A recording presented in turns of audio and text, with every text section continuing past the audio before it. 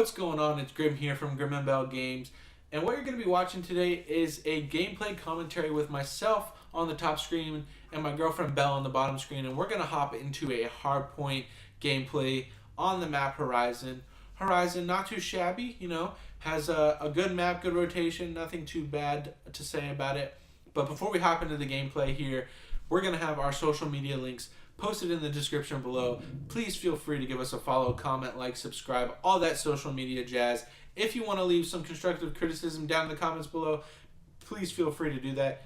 Any constructive criticism is always going to be a help, and please enjoy the gameplay. Alright, what you're going to notice once we hop into this gameplay here is that we're not coming into a favorable scenario. First off, we have our system hack here. Yes, let's start a game with the giant skull and flashing and all the static in the middle of your screen and expect us to play well. And you're going to notice right in a second on the bottom screen, on Belle's screen, right there, 0 to 90. And now you're going to notice on both of our screens, now that the system hack is gone, we're coming into this gameplay down 0 to 90 in hardpoint. Yes, we're down 1 minute and 30 seconds in this hardpoint gameplay commentary. And keep that in mind as you watch the rest of the video. And what I want to talk about now is, does objective-based work matter as much as kill-death ratio in this game as opposed to other Call of Duties, but just in general? Let's take myself, for instance. I tend to be around a 1.2 to a 1.8 KD.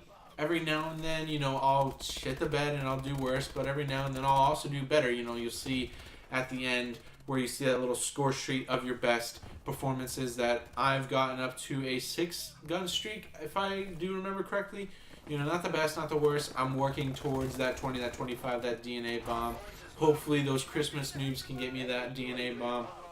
But I tend to float around a 1.2 to a 1.8 KD, and I'm normally the person that will rotate early, 10, 15 seconds ahead, at least for hardpoint, and get into the hardpoint. And once my teammates get there, I'll dip out, and I will cut off lanes. As you can see right here, I'm cutting off this down below section so that we can keep securing points in this hardpoint. I tend to cut off lanes, cut off areas, and generally slay more than play that objective-based role. And I do alright, my win-loss isn't the best, it's not the worst, my KD is alright. So it works for me. However, on the other hand, if you take my girlfriend on the bottom screen down below, and Belle is definitely more of an objective-based style gamer.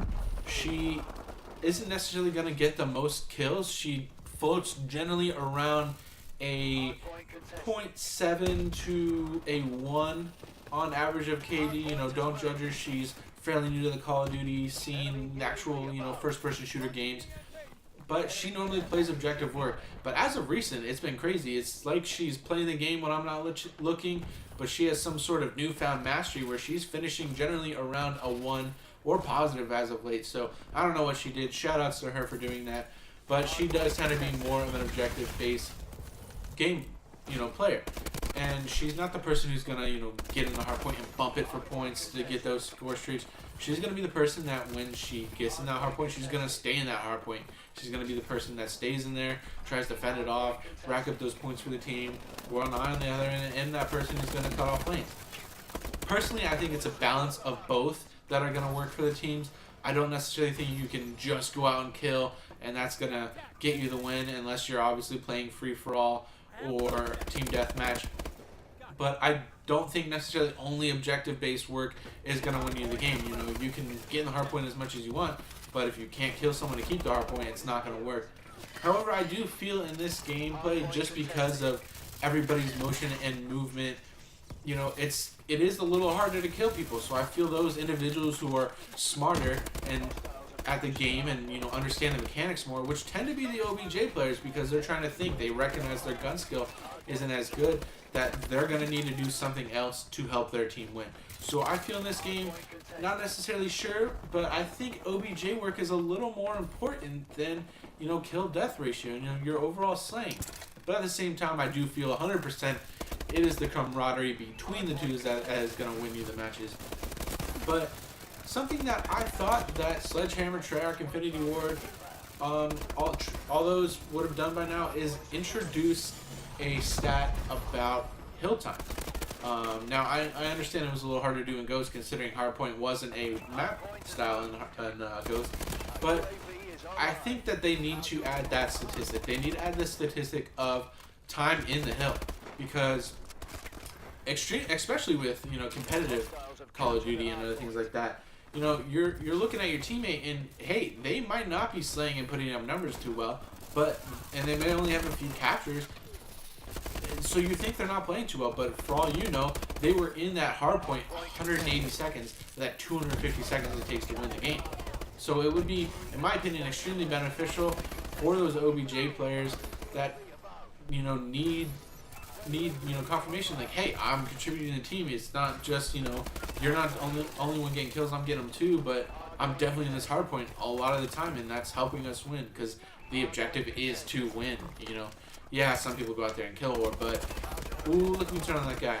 But it's definitely to win, and that's something that I would like to see added. In this one or the next one is hill time acquired on these objective gameplays, especially hardpoint, because you can't really add hill time for the other ones. But as overall, I love Advanced Warfare. I don't want to say it's my favorite one right now, just because it is new, fresh. It's like that brand new girlfriend. You're like, oh, I love being with you right now. It's so fun. Just because it is fresh, I don't want to go and say it is my favorite Call of Duty so far, but I do really enjoy it.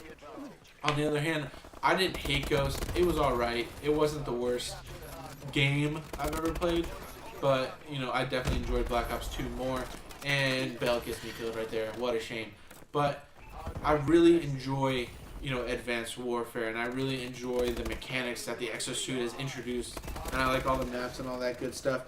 But what I want to talk about or address, do you think the exosuit changed the game forever? Are other future Call of Duty games going to be able to go back to not having an exosuit?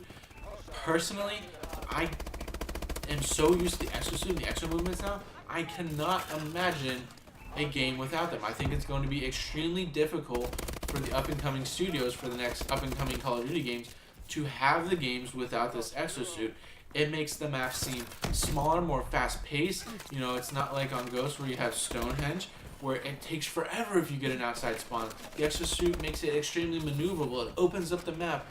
Virtually, you can jump and maneuver on anything because of the exosuit, and it makes the gameplay so much more fun, in my opinion. So I'm not really sure how other studios are going to be able to not have the exosuit. And as far as Advanced Warfare is concerned, there's not too much that I would change. First off, you have the bow right here, the God gun, the gun that they seem to have oriented themselves towards of being their gun of choice. And I don't think it's overpowered necessarily. I don't think it needs a nerf. I personally think the other guns need a buff. You have that HBAR3, I think it's called, and you do notice that decrease in bullet speed after those first couple shots. I don't think it's that the bow is stronger. I think it's that the other ones are a little weak. So I think that there needs to be a patch coming out soon that buffs the other guns. So hopefully you see a variety of guns being used in the game, because mainly it's the ball right now. Next off, it happened earlier on in the gameplay. You saw it, the system hack.